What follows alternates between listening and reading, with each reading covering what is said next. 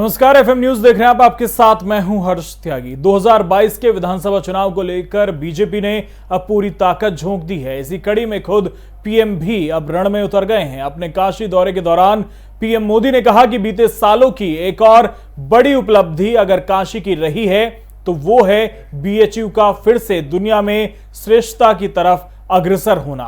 आज टेक्नोलॉजी से लेकर हेल्थ तक बीएचयू में अभूतपूर्व सुविधाएं तैयार हो रही हैं। देश भर से यहां युवा साथी पढ़ाई के लिए आ रहे हैं। उन्होंने कहा कि आज काशी का हृदय वही है, मन वही है, लेकिन काया को सुधारने का ईमानदारी से प्रयास हो रहा है। जितना काम वाराणसी में पिछले 7 साल में हुआ है उतना पिछले कई दशकों में नहीं हुआ।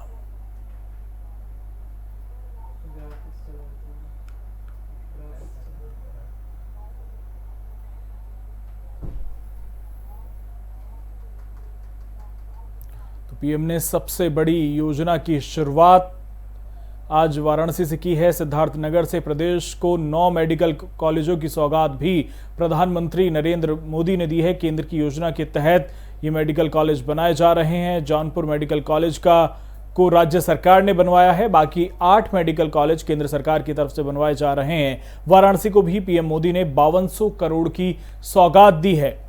आपको बता दें कि उत्तर प्रदेश में प्रधानमंत्री नरेंद्र मोदी ने आत्मनिर्भर स्वस्थ भारत योजना का शुभारंभ किया है। साथ ही वाराणसी से 28 विकास परियोजनाओं का उद्घाटन भी प्रधानमंत्री नरेंद्र मोदी ने आज किया है। आपको बता दें कि उत्तर प्रदेश के दौरे पर हैं प्रधानमंत्री नरेंद्र मोदी।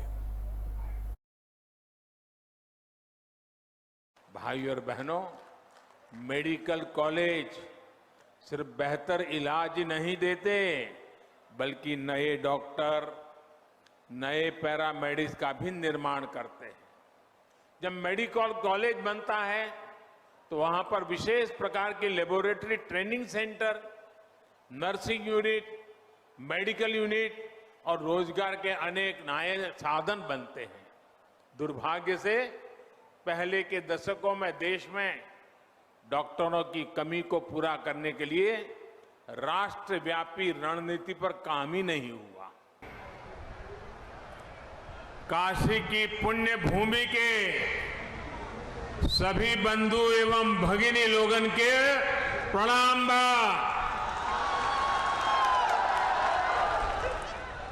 दीपावली, देव दीपावली,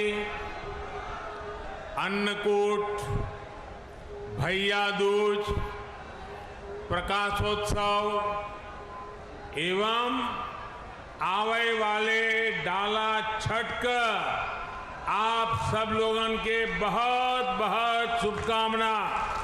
भाई और बहनों, वहीं कांग्रेस महासचिव और यूपी प्रभारी प्रियंका गांधी ने यूपी की स्वास्थ्य व्यवस्था को लेकर योगी सरकार पर बड़ा हमला बोला है। इसके साथ ही प्रियंका ने बड़ा ऐलान भी किया है। उन्होंने कहा कि अगर कांग्रेस की सरकार बनेगी तो यूपी में 10 लाख रुपए तक का इलाज मुफ्त होगा। प्रियंका गांधी ने ट्वीट किया, कोरोना काल में और भी प्रदेश में फैले बुखार में सरकारी उपेक्षा के चलते यूपी की स्वास्थ्य व्यवस्था की जर्जर हालत सबने देखी।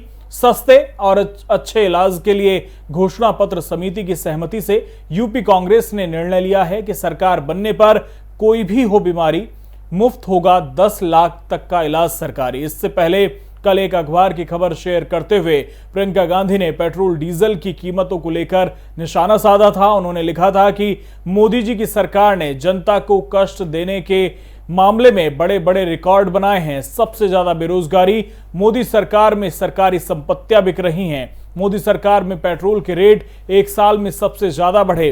मोदी सरकार में उत्तर प्रदेश चुनाव में पूरे जी जान से लगी।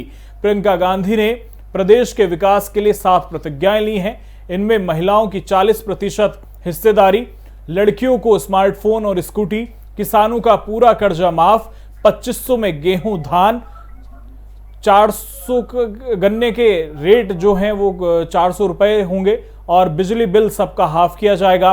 कोरोना काल का बकाया साफ होगा। कोरोना की जो आर्थिक मार परिवारों पर पड़ी है उसे दूर करने की बात यहां पर कही है। 25,000 और 20 लाख को सरकारी रोजगार शामिल है।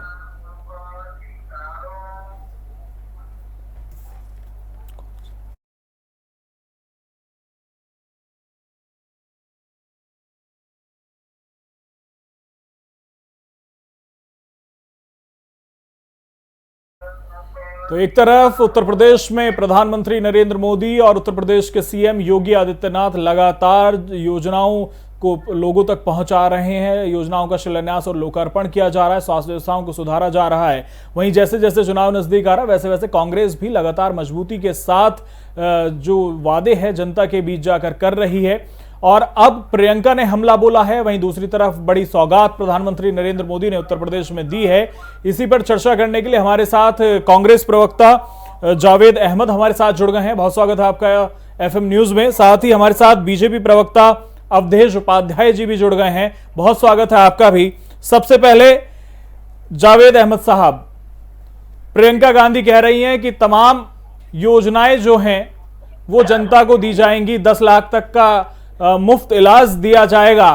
तो क्या माना जाए, क्या धरातल पर ऐसा होगा या फिर चुनाव के नजदीक आते ही तमाम योजनाएं सामने आने लगी हैं? कांग्रेस और भारतीय जनता पार्टी की राजनीति और जन सरोकार की नीति में जमीन आसमान का अंतर है। कांग्रेस जो कहती है वो करती है, उसको धरातल पर उतारती है। इस देश के इतिहास में, इस देश के नव निर्माण में कांग्रेस का जो योगदान है वो आज देश सामने देख रहा है कि जो कांग्रेस ने बनाया था उसको प्रधानमंत्री नरेंद्र मोदी किस तरीके से अपनी पारिवारिक संपत्ति समझकर दोनों हाथों से लुटा रहे हैं, अपने मित्रों को बेच रहे हैं। ये अंतर है कांग्रेस और भारतीय जनता पार्टी की राजनीति में। कांग्रेस वो पार्टी है जो अपने वादे पर, अपने वचन पर हमेशा खरी उतरने का जिसने काम किया है। प्रियंका जी ने 7 प्रतिज्ञाएं की, आज 8वीं प्रतिज्ञा भी आ गई है। और ये प्रतिज्ञा हम वचन निभाने के लिए कर रहे हैं, हम राजनीतिक तमाशा खड़ा करने के लिए नहीं कर रहे हैं। लोगों के लिए जनता बेईमानी हो चुकी है। जो लोग केंद्र और राज्य में डबल इंजन की सरकार चलाने का दावा कर रहे हैं, उसके शासन में किस तरीके से जनता ठगी गई है, जनता किस तरीके से सत्ता प्रायोजित अपराधों का शिकार हुई है, किस तरीके से लोगों को ठगा गया है। ये कोई बता दे कि आयुष्मान कार्ड जो दिया था प्रधानमंत्री नरेंद्र मोदी जी ने, कोरोना काल में इसका इस्तेमाल क्यों नहीं करने दिया गया? लोग बिना ऑक्सीजन के, बिना दवाओं के, बिना बेड के तड़प तड़प कर मर गए, जिसमें हमारे भारतीय जनता पार्टी के भी तमाम मित्र थे, उनके परिवारीजन थे। उनको भी ये सरकार, जो उनकी सरकार थी, उनको कुछ भी। चलिए जावेद अहमद, आएंगे आपके पास दोबारा। अवधेश उपाध्याय बीजेपी प्रवक्ता हमारे साथ बने हुए हैं। अवधेश उपाध्याय, जावेद अहमद कह रहे हैं कि जो योजनाएं ये धरातल पर उतारते हैं वो जब हकीकत में धरातल पर होती हैं वो वहां पर काम नहीं करती। उन्होंने तमाम उदाहरण दिए। साथ ही जावेद अहमद ये भी कह रहे हैं कि जो कांग्रेस ने जोड़ा इस देश के लिए, बीजेपी उसे बेचने का काम कर रही है। जावेद भाई, ये जो अब आप जावेद जो बोल रहे हैं, जावेद भाई जो बोल रहे हैं हमारे आपके चैनल पर जी, इनसे मैं ये पूछना चाह रहा हूँ, राजस्थान में इनकी सरकार है जी, छत्तीसगढ़ में भी इनकी सरकार है, वहाँ इन्होंने क्या विकास किया उसका आंकड़ा रख दीजिए सामने। क्या विकास, कितने मेडिकल कॉलेज खुलवाए, कितने लोगों को रोजगार दिया है, इनसे पूछिए। बहुत इनकी सरकारें हैं। लेकिन अभी मौजूदा जो बात चल रही है अवधेश उपाध्याय, जो मौजूदा बात चल रही है वो उत्तर प्रदेश की चल रही है, क्योंकि आप लगातार घोषणाओं पर घोषणाएं कर रहे हैं। इन्होंने एक एक करके, जावेद अहमद आऊंगा मैं आपके पास। अवधेश उपाध्याय की बात पूरी हो जाने दीजिए। अवधेश उपाध्याय, मैं वही बात कह रहा हूँ, चुप रहे, थोड़ा शांति बनाए रखें। ये कांग्रेस के परिवार का मंच नहीं है, ये एफएम न्यूज का चैनल है। अपने समाचार आप भी बोल रहे हैं, वो भी सुन रहे हैं जी। मैं ये कहना चाहूंगा कि ये जो आरोप प्रत्यारोप की राजनीति करती आई है कांग्रेस, उसी की वजह से आज जो है बिल्कुल बाहर है और जनता ने पूरी तरह से नकार दिया है कांग्रेस पार्टी को। बात रही उत्तर प्रदेश के विकास की, तो मैं बता दूं पिछले 4.5 साल में, इनसे पूछ लीजिए, जावेद भाई बैठे हैं यहाँ पे और भी आपके कोई इनकी जानकारी के होंगे, उससे ही पूछ लीजिएगा कि पिछले 4.5 साल में उत्तर प्रदेश में जो विकास का पहिया चला है वो पहले कभी किसी सरकार में चला है क्या? 4.5 साल में जो विकास उत्तर प्रदेश में हुआ, ये उत्तर प्रदेश की जनता ने प्रत्यक्ष रूप से देखा है। ये मैं नहीं कह रहा, आप उत्तर प्रदेश के गाँव में जाकर देखिए, वहाँ के लोग कहते हैं जी कि जब मैं गांव में पहले सोते थे अपने जानवरों को खाने के लिए, कहीं जानवर को चुरा के ना ले जाए, लेकिन आज की तारीख में गांव के जो लोग हैं वो बेचारे आराम से सोते हैं, उन्हें कोई परवाह नहीं है कि चोरी होनी हमारे घर में कि हमारे जानवर सुनने हैं। पहले क्या था, पहले जानवरों को रखाने के लिए बेचारे जागते थे रात भर। इनकी सरकार ने क्या किया बताइए? इनकी सरकार में सबसे ज्यादा। ठीक है, अवधेश उपाध्याय जावेद अहमद से जवाब लेते हैं। जावेद अहमद, सरकार ने करी, आज ये हम मछलियां बनकर बैठे हुए चलिए ठीक है जावेद अहमद। देश को बर्बाद करने के अलावा कुछ नहीं किया। जी। तो गाँव में लग जाता है, उसी तरह गुना है देश को उन्होंने। अब उपाध्याय जी चुप हो हमारे भाई, तो मैं जवाब जी जी जवाब दीजिए। छत्तीसगढ़ की कांग्रेस की सरकार 2,500 रुपए कुंटल गेहूं खरीद रही है। पंजाब के किसानों का गन्ना किस रेट पे बिक रहा है, ये उपाध्याय जी को पता होना चाहिए। जहां तक जावेद अहमद, उत्तर प्रदेश की बात चल रही है, क्योंकि अगर उत्तर प्रदेश से बाहर जाते हैं जावेद अहमद, तो फिर राजस्थान को लेकर अवधेश उपाध्याय सवाल पूछ रहे थे। नहीं, तो हम राजस्थान पे भी सवाल का जवाब दे देंगे। अरे राजस्थान में किसानों को मारा गया बेचारों को, तो किसान बैठ के अपनी बात लेकर उनका लक्ष्य बरसाएगा। बैठे हुए थे। अब आप जवाब ले लीजिए ना, जवाब ले लीजिए। अभी सवाल का जवाब आप अवधेश उपाध्याय जवाब सुन लेते हैं, जावेद अहमद। उत्तर प्रदेश के राजस्थान में जो कुछ है, अब जरा उत्तर प्रदेश और मध्य प्रदेश को समझ लीजिए। लखीमपुर में किसान का धान मंडी में नहीं बिक पाया, उसको परसों आग लगा देनी पड़ी। ललितपुर में खाद के लिए लाइन में लगा किसान घंटों खड़ा रहा और उसकी दर्दनाक मौत हो जाती है। मध्य प्रदेश में उमरिया, जबलपुर, सागर, ऐसे कितने जिले हैं कि जहां पर खाद के लिए लाइन में लगे लोगों पर भारतीय जनता पार्टी की मध्य प्रदेश सरकार की पुलिस लाठियां चला रही है। इस तरीके से क्या घटनाक्रम है। उत्तर प्रदेश में अपराधियों को बचाया जाता है, चाहे वो बलात्कार। चलिए ठीक है, बहुत शुक्रिया जावेद अहमद और अवधेश उपाध्याय, आपका हमारे साथ जुड़ने के लिए बहुत बहुत धन्यवाद और आभार आपका। तो आपको बता दें कि स्वास्थ्य व्यवस्था को लेकर योगी सरकार पर निशाना साधा है प्रियंका गांधी ने। तो वहीं उत्तर प्रदेश में बड़ी सौगात प्रधानमंत्री नरेंद्र मोदी ने पूर्वांचल को दी है। 9 मेडिकल कॉलेजों का उद्घाटन किया गया है। वहीं प्रियंका गांधी ये कह रहे हैं कि अगर उत्तर प्रदेश में कांग्रेस की सरकार आती है तो 10 लाख तक का मुफ्त इलाज सरकार की तरफ से दिया जाएगा और तमाम योजनाओं को लेकर काम किया जाएगा। आपको बता दें कि जैसे जैसे चुनाव नजदीक आ रहा है, वैसे वैसे जो उत्तर प्रदेश सरकार है वो तमाम योजनाओं का लोकार्पण और शिलान्यास कर रही है। तो वहीं जो विपक्ष है वो जनता के सामने लुभावने वादे लेकर जनता के बीच पहुंच रहा है।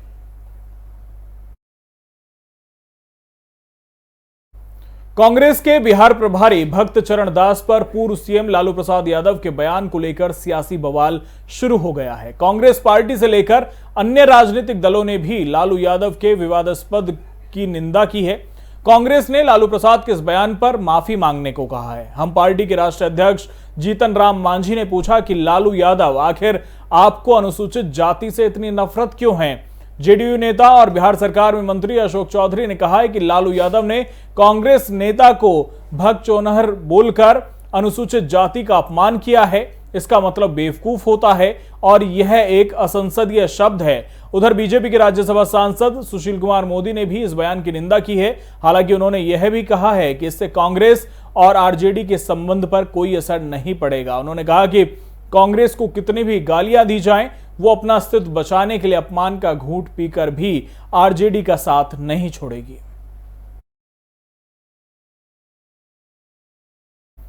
अखिल भारतीय अखाड़ा परिषद की दारागंज निरंजनी अखाड़े में बैठक हुई। अखाड़े की इस बैठक में महंत रविंद्र पुरी को अखाड़ा परिषद का नया अध्यक्ष चुन लिया गया है। नया अध्यक्ष का फैसला 7 अखाड़ों ने मिलकर बहुमत से किया है। बता दें कि अखाड़ा परिषद के अध्यक्ष रहे महंत नरेंद्र गिरी की संदिग्ध हालत में मौत हो गई थी, जिसके बाद साधु संतों की सबसे बड़ी संस्था अखाड़ा परिषद के अध्यक्ष का पद खाली चल रहा था। अध्यक्ष पद के लिए काफी दिनों से जोड़ तोड़ चल रही थी और दावेदार अखाड़ों को अपने पक्ष में करने के लिए हर तरह की कोशिश में जुटे थे। अखाड़ा परिषद के संरक्षक महंत हरिगिरी की ओर से 25 सितंबर को निर्मल अखाड़ा प्रयागराज में परिषद की बैठक बुलाई गई थी।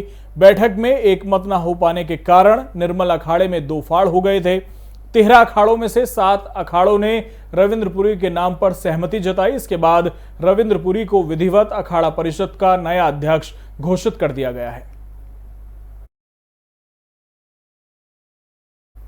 यहां रुकेंगे ब्रेक के लिए, जल्द लौटेंगे। हम सभी जानते हैं कि दिल्ली और उसके आसपास के इलाकों में हर साल अक्टूबर नवंबर के महीनों में पराली के धुएं से प्रदूषण बढ़ जाता है। सर्दियों में पंजाब, हरियाणा और उत्तर प्रदेश में पराली के जलने वाले धुएं से दिल्ली के करोड़ों लोगों को सांस लेने में तकलीफ होती है। हमारे किसान भाइयों को मजबूरी में अपनी पराली जलानी पड़ती है, क्योंकि उनके पास कोई और दूसरा रास्ता ही नहीं होता। अब दिल्ली सरकार ने पराली से होने वाले प्रदूषण को खत्म करने के लिए एक ठोस कदम उठाया है।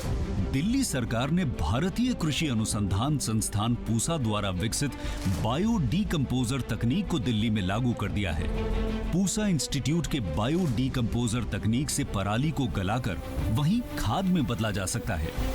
दिल्ली सरकार ने इस तकनीक को लागू कर दिया है और इसका सारा खर्च दिल्ली सरकार उठा रही है। और जब खेत में ही उस पराली का खाद बन जाएगा तो वो जमीन की उर्वरता भी बढ़ाएगा, मतलब किसानों की अगली फसल भी बढ़िया होगी।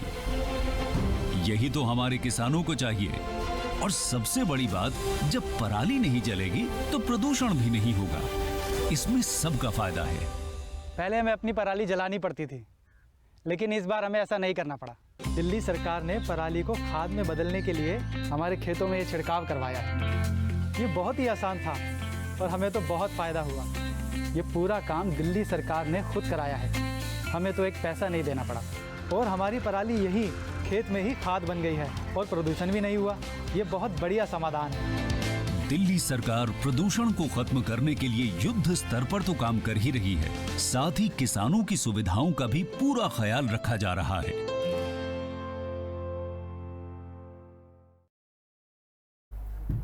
ब्रेक के बाद स्वागत है आपका। अभिनेता सुशांत सिंह राजपूत की मौत के बाद से ही लगातार ड्रग्स पर नकेल कसने के लिए एनसीबी छापेमारी कर रही है। अब आर्यन खान ड्रग्स मामले की जांच कर रहे मुंबई एनसीबी के जोनल डायरेक्टर समीर वानखेड़े ने मुंबई के पुलिस कमिश्नर को चिट्ठी लिखी है। उन्होंने चिट्ठी में कहा है कि मुझे झूठे केस में फंसाने की साजिश रची जा रही है। समीर वानखेड़े ने चिट्ठी में दावा किया कि कुछ अज्ञात लोग मेरे खिलाफ कार्रवाई कर सकते हैं। समीर वानखेड़े ने यह चिट्ठी ऐसे वक्त में लिखी है जब आर्यन खान ड्रग्स केस में मुख्य गवाह केपी गोसावी के बॉडीगार्ड ने उन पर गंभीर आरोप लगाए। आर्यन खान ड्रग्स मामले में आज एक बड़ा ट्विस्ट तब आया जब इस मामले के प्राइम विटनेस केपी गोसावी के बॉडीगार्ड ने बड़ा खुलासा किया। बॉडीगार्ड प्रभाकर सैल ने नोटरीकृत हलफनामे में बताया कि एनसीबी के दफ्तर में पंचनामा पेपर बताकर खाली कागज पर जबरन हस्ताक्षर कराए गए, जबकि उसे क्रूज ड्रग्स मामले में हुई गिरफ्तारी के बारे में ज्यादा जानकारी नहीं थी। प्रभाकर क्रूज ड्रग्स रेड मामले में केपी गोसावी के अलावा एक और विटनेस है। प्रभाकर ने बताया कि वह किरण गोसावी के पर्सनल बॉडीगार्ड के रूप में काम करता है। क्रूज पार्टी रेड के वक्त वह गोसावी के साथ थे। प्रभाकर का कहना है कि इस घटना के बाद से जब से किरण गोसावी रहस्यमय तरीके से गायब हो गए हैं, तब से उनकी जान को खतरा है।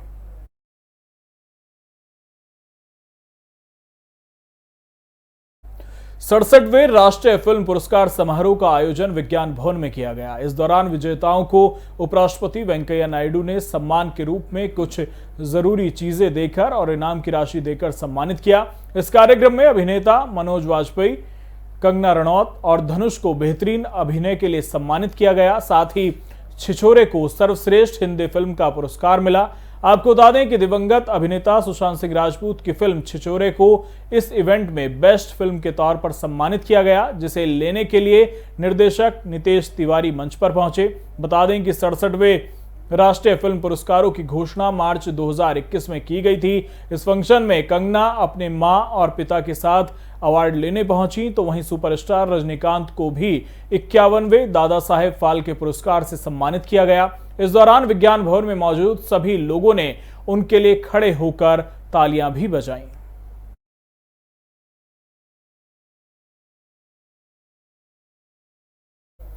दिवाली से पहले भारतीय सराफा बाजार में उछाल देखने को मिल रहा है। बीते सप्ताह के आखिरी कारोबारी दिन के मुकाबले आज सोमवार को सोना और चांदी दोनों के रेट में बढ़ोतरी हुई है। देश भर में धनतेरस के मौके पर आभूषण खरीदने का रिवाज भी है, लिहाजा जानकारों के मुताबिक धनतेरस तक सोने चांदी की कीमतों में और भी बढ़ोतरी का सिलसिला देखने को मिल सकता है। India Boolean and jewellers association के मुताबिक आज की सुबह 999 शुद्धता वाले 24 कैरेट सोने के रेट में 243 रुपए की बढ़त देखने को मिली है। इसके साथ ही 24 कैरेट सोने का रेट बढ़कर 48,048 रुपए प्रति 10 ग्राम हो गया है। वहीं चांदी के भाव में 483 रुपए का उछाल आया है। चांदी आज सुबह महंगी होकर 65,777 रुपए प्रति किलो पहुंच गई है।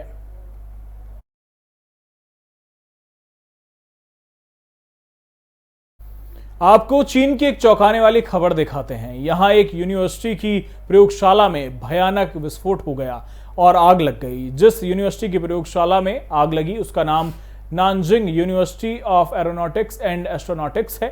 विस्फोट होने से प्रयोगशाला में काफी नुकसान की आशंका है।